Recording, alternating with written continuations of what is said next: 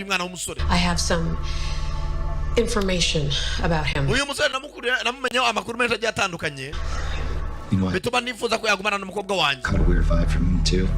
None yaba kumubikubwiye nkabona uhari ukuntu yindutse. If you think he's bad for Bree, ese abari ibintu bibi byagera ku mwana wacu Bree. we need to keep him away from her. Bivuze ngo tugomba gutuma uyu musore atamwegera. Trust me. Nyezera. I know. Cyo nganda bizi.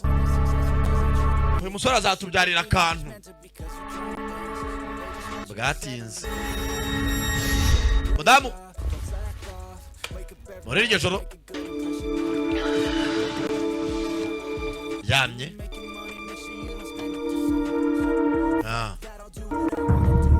Zahaku. Shakure filime.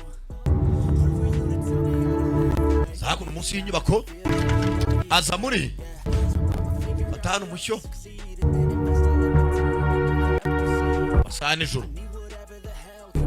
Madame Sullivan. Principal. Aza ku ishuri. Masaha y'ijoro.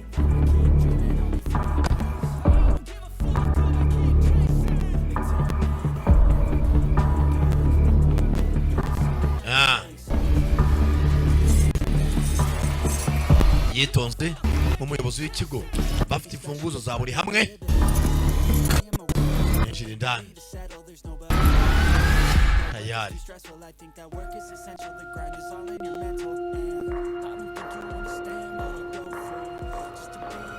Aza hano abanyeshuri bajya basiga amakayi yabo rimwe na rimwe.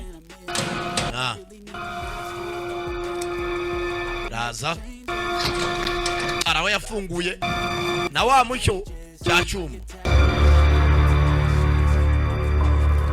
Yitonze shyira munsi y'igitabo. Tayari. Fungaho.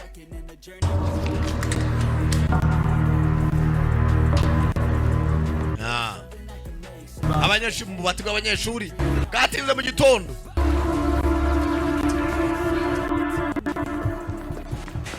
Hey, ko bakaje kwishuri. Remember what I told you about the Johnson boy? Uribuka amagambo nakubwiye kuri musore Johnson Ian? How could I forget? Nayibagirwa gutese. You drilled it into my head the whole right here. Twanyishije muzwana nanjye tutangiye kujya mbangamira. Abwa nabi nyina.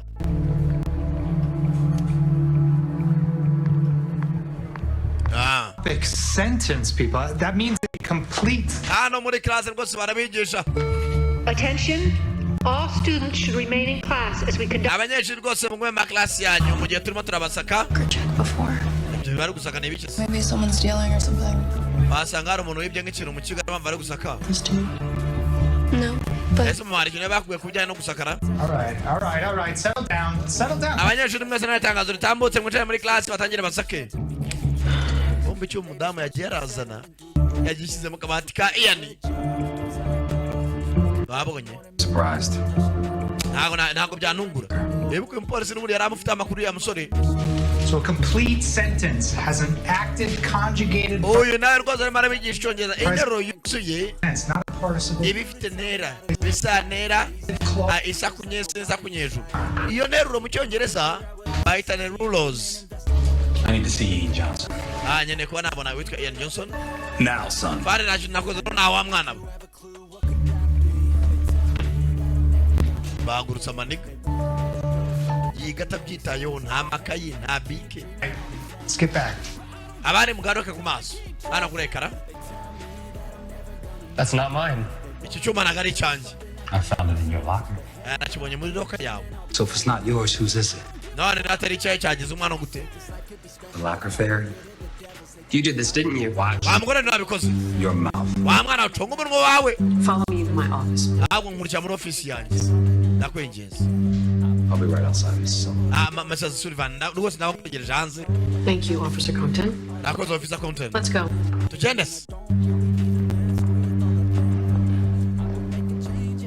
I don't know what game you think you're playing. Wa mwana sinzi umukino umaze kuri murakina. But it ends now. Gusa umukino arangira nona. I've seen your record, Ian. Ian, namenye amateka yawe nakurikiranye. I know you're one step away from breaking probation. Ndacyaga rwose urengeje no kwirukanwa uri kinani kiraho.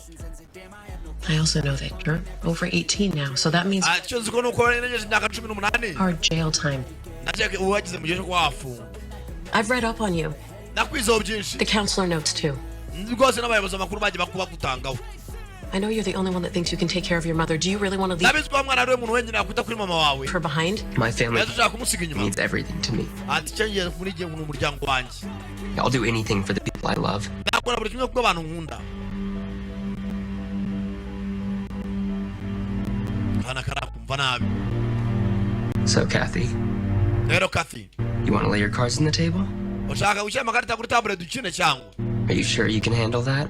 Urumva washaka guhangana nanjye? You are to stay away from my daughter, or Icyo ngusaba jya kure y'umwana that wanjye. knife goes on your record. Cyangwa se ikirwe kirashobora cyo dushyira mu record yawe. Ureko polisi gutambikana. You know you're pretty sexy when you're angry. Ata kenshi ubugaragara nza mugore yo arakaye. Stop it. Umwana warekeye. I'm gonna make you pay. Nawe nzatuma wishyura nishyurira iki? Pay for what? Nishyurira iki se? Are you mad that I didn't return your disturbing text message? Ufite uburyo bwo nawe mama message zinagusubiza. That night at the hotel, that was no accident, was it? Ibyabaye kuri ya hotel byabaye impanuka. No. Oya ntabwo byari impanuka. I've been tracking you. Erega maze igenda nagukurikirana. It's so easy when you're all over social media. Nakomeje gukurikirana nkurikije ama social media no posting ibintu byawe. Friends tagging you in posts can be your worst enemy. Uzaze gupostinga. What you do, what you like, who you are. Atakenje abantu iyo postinga kenshi ndamenya ko akenshi muri kwitaza n'abanzi banyu. Ibyo mukora, ibyo mukunda, ibyo mwanga uko mbayeho. Your perfect husband, and where you went to Mugabo wawe mwiza. college. Aho wagiye kwiga. People are so stupid, Bantu n'abaswa. putting their entire lives out there on social media for everyone Kuba abantu bafata ubuzima bwabo bwa buri munsi bakabishyira kuri social media. to see.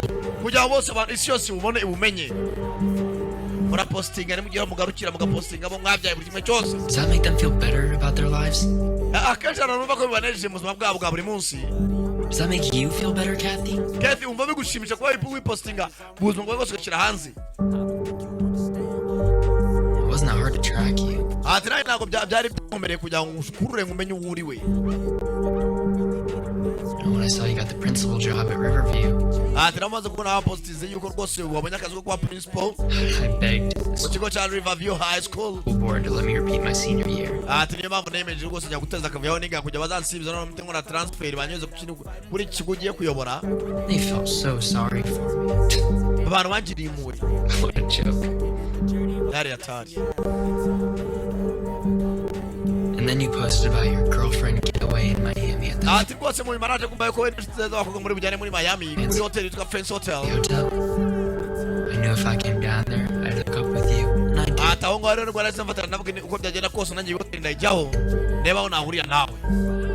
You were so easy. Ati niwe mugore wanyarareye kwinjira mu buzima. Ijoro rimwe minota ibiri twahuye kahise tyo nahise ngusamborera. Why are you stalking Yes, you me? did. None kuchimura stalking. Deserve it. Kubera kubikwiye nimwe mwipostinga. Na. Kasaka video. Musamborera. What's wrong? Warandiko dize. Mwana afite kibazo. And what you did? Oh yeah, buretse mbe ngereka fandas. Have you really looked at me, Kathy? Kese kwenye sundeba ngereka fandi bintu akoze iryo joro. None wikire hanze wiherubana neza ukunda kwipostinga. Mutwikire. Bidonyera ga Instagram. Cyangwa kuri Twitter. You need help.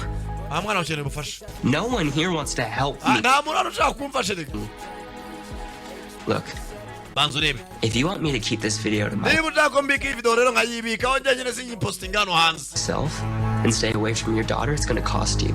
Ati rero niba ushaka kujya kureba umwana bibera gusaba byinshi biri bukuvune. Look, Reba. I want $50,000 by the end of Nyene $50,000 by'idolari. this week. Iki cyumweru kitararangira bitabaye ibyo. Video urayisanga kuri Twitter, TikTok ndetse na Instagram. I think I'm supposed to come up with that kind of money. Bamwana urumva amafaranga atajya kure muri cyumweru kimwe. I'm Amafaranga y'abarimu ni uburungurungu. a working mother. Ndi umubyeyi ukora ngo mfite inshingano zo kwita ku mwana wanjye. Save the sob story for someone who cares, Mrs. Sullivan. Ibyo ni ibintu utakabaye ubwira umuntu nkanjye niba ufite wita ku bantu Mr. Sullivan.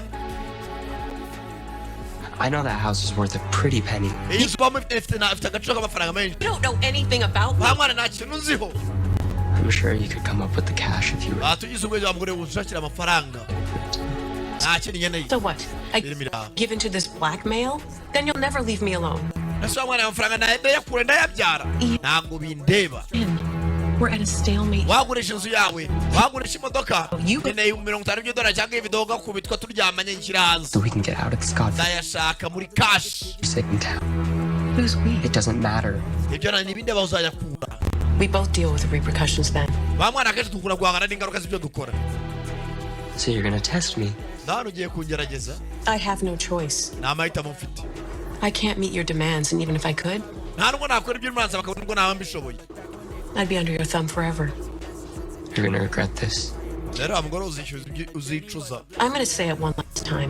nagusubiramo bwa nyuma You stay away from my daughter, icyo musabye ajya kure y'umwana wanjye or I swear you will regret it.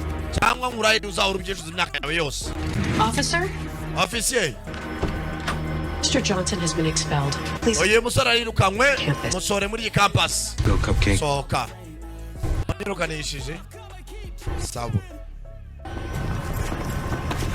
maniga yaje n'umujinya za hakuno yinjira mu modoka n'imishiha yose kumbe hafi aho hari abarebaga Good riddance. kakana kabri nako ubuse man nimone imbogare yanjye mama kajya mu modoka imodoka yanjye gafite konaki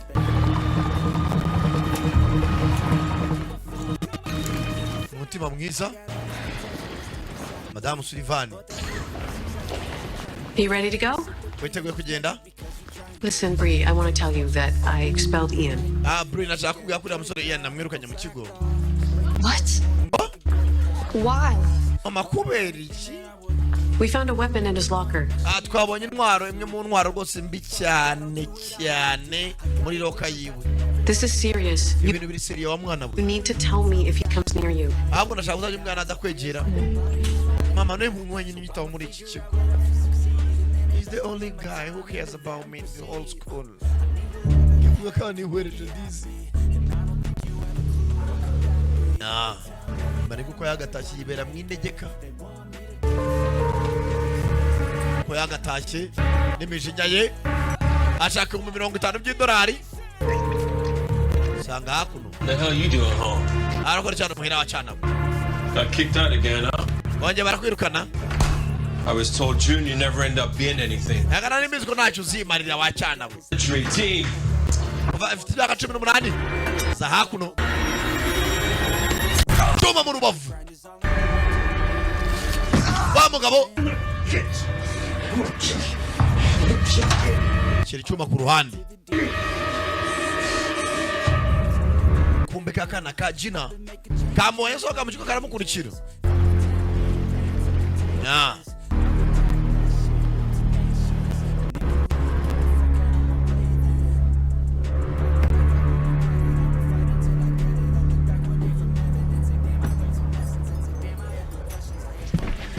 kubikira amaniga